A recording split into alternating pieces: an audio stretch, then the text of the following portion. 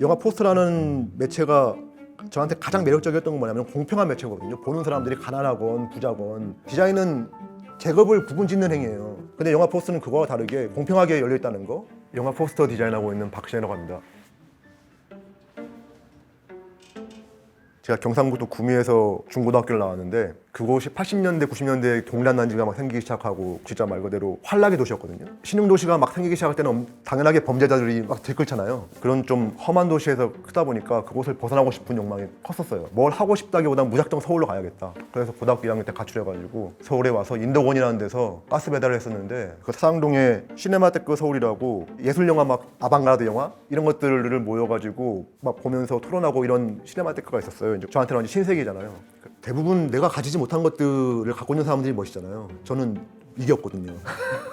근데 굉장히 나긋한 말투로 그것도 서울 말씨로 뭐가 있어 보이는 얘기들을 하면서 상대방 얘기를 들어주는 막 그런 모습들. 그래서 거기에서 계속 비비면서 친하게 지내고 술 마시면서 거기서 하는 이제 영화 상영회 같은 것들 그런 거 포스터 하기 시작하면서 맨 처음에 이 일을 시작했던 것 같아요. 부탁받고 일하는 거는 내가 하기 싫으면 에이 몰라 이러도 되잖아요. 그러니까. 근데 돈을 받고 일하는 건 좀 틀리더라고 무게가. 돈을 받는다는 게 단순하게 돈보다는 내가 어쨌든 쓸모가 있다는 생각이 들어가지고 그러니까 쓰임이 있다? 쓸모가 있다 라는 것 때문에 저한테는 그게 좀 컸던 것 같아요. 그 돈의 의미가. 제가 무쓸모일 줄 알았거든요. 그냥 무의미할 줄 알았어요. 그냥 뭐 재밌게 놀다가 그냥 적당하게 뭐 늙고 죽지 뭐 이렇게 생각했는데 처음으로 누군가가 내 능력을 사준 거잖아요. 그거를. 그럼 그때 좀 약간 뭉클하더라고요. 내가 어쩌면은 쓸모가 있을 수도 있겠구나 그런 생각을 좀 했던 것 같아요. 2005년부터 지금까지 한 16년 정도 영화 포스터 디자인 작업을 했는데요.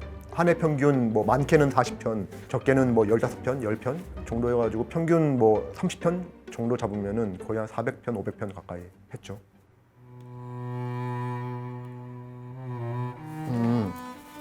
단호함?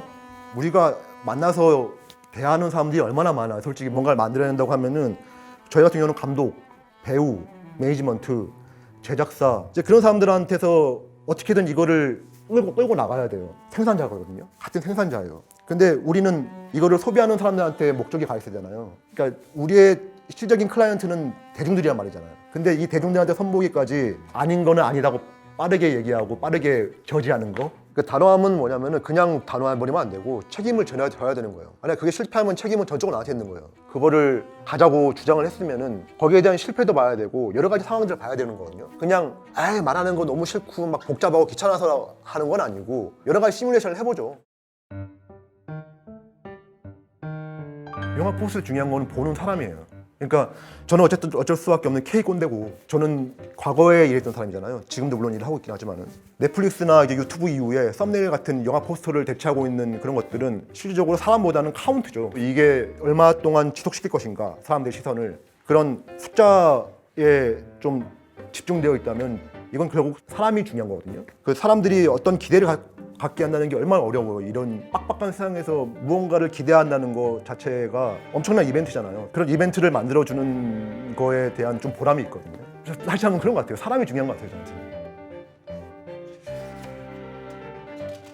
일단은 제가 디자인 교육을 받은 적이 없잖아요. 나름대로 디자인이라는 거를 공부를 해야 되는데 어떻게 할 줄 잘 모르겠더라고요. 그냥 저한테는 그러니까 디자인이 그냥 제2 외국어 같은 느낌이었거든요. 나는 그 단어나 이제 문장으로 이루어진 어쨌든 언어체계를 쓰고 있는데 그림으로 바뀌어진 그 언어를 쓰는 거랑 되게 비슷한 프로세스를 거치는구나라는 생각을 하게 됐던 것 같아요. 비슷한 주제를 가진 소설이랑 비슷한 주제를 가진 시랑 같이 읽으면은 이렇게 문장으로 이만한 게 이렇게 함축이 되는구나. 그래서 만약에 사랑을 테마로 한 소설을 읽으면은 그런 비슷한 사랑을 주제로 한 시를 같이 묶어서 읽는 연습을 좀 많이 했던 것 같아요. 그러면은 그 2시간짜리를 어떻게 한 장에 압축할지에 대한 좀 힌트도 얻고 그 다음에 내가 다루는 뭐 색깔이나 이런 것들이 어떻게 하나의 단어가 돼서 그게 하나의 완결된 문장이 될 수 있는지에 대한 힌트도 좀 되는 것 같아요. 뭔가 결과는 내야 되고 아무것도 모르는 게 익스큐즈는 아니잖아요. 사람들은 내가 뭘 아는지 어떤지 알게 뭐예요. 그 결과만 보는 건데 그러면 내 나름대로의 어쨌든 간에 논리는 있어야 되거든요.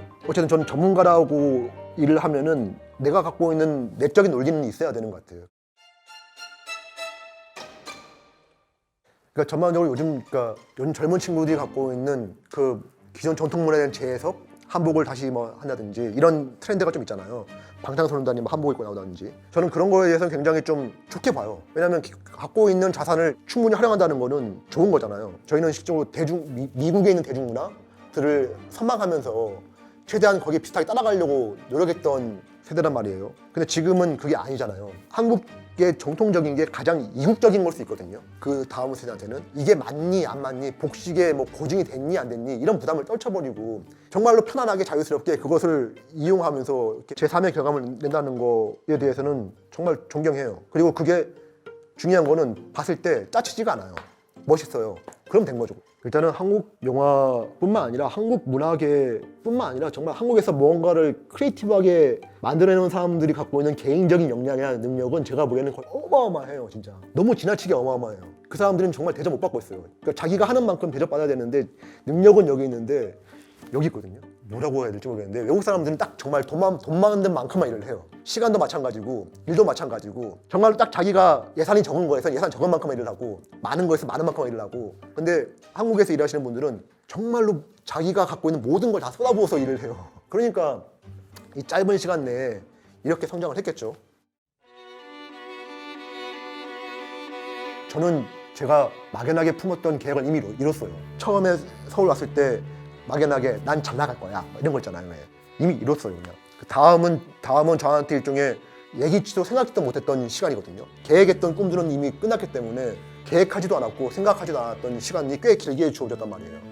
내가 그동안 해왔던 노하우들이나 내가 그동안 해왔던 방식들이나 내가 그동안 나만 알고 있었기 때문에 나한테 돈을 벌어다 준 일종의 기술 같은 것들은 그걸로 이미 해먹을 수 있는 건 다 해먹었어요. 그러면은 제가 갖고 있는 이것들을 어떻게 나눠줄 수 있을까? 한 시간 가지고 유튜브를 만들어볼까? 뭐 그런 생각도 있고 근데 그것들을 혼자만 갖고 있는 게 부담스러워요. 그걸 빨리 나눠주고 싶어요.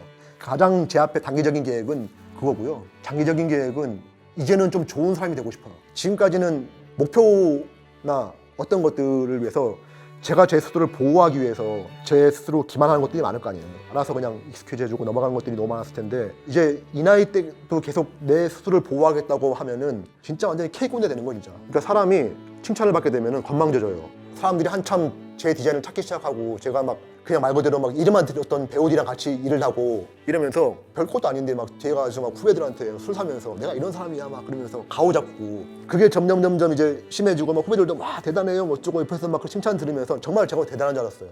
근데 아니잖아요. 제 안속에는 되게 비루한 사람이 있잖아요. 그 비루한 사람이 계속 대단하기 위해서 나보다 더 비루한 사람을 찾더라고요. 근데 결국 그러다 보니까 사람들을 무시하게 돼요. 무시하게 되니까 내가 너무 싫은 거예요, 스스로가. 그런 실패 같은 것들은 꼭 해요. 저뿐만 아니라 이제 막 신인 배우였다가 갑자기 뜬 배우들, 포토그래퍼들 모든 사람이 한 번씩 겪게 돼요. 대부분 현명한 사람들은 그 기간이 짧게 끝나는 거고 나같이 미련한 사람들은 그게 오래 가는 거고 저는 지금 좀 조심스러워. 이제는 좀 좋은 사람이 돼야 될 것 같고 그게 장기적 목표예요. 그러니까 내가 지금 사랑하는 사람한테 상 받는 거 계속